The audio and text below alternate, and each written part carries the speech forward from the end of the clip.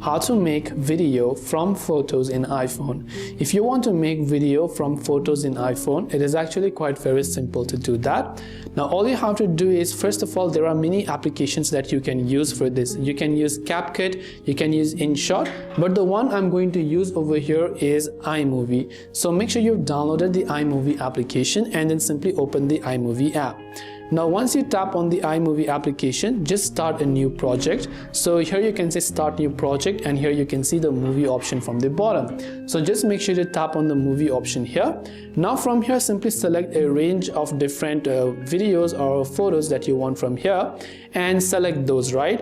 And once you've selected those, to create a movie or a video out of these photos, just tap on create movie, and iMovie will automatically create a cinematic footage for you based on the photos that you've chosen. So here you can simply play the particular footage, and you can see they've added a transition. You can change that transition to something like maybe a slide, and you can see right there, you can choose the time as to how much this is going to appear and the other transition, and you can see that's it on how you can make a video from photos in iPhone.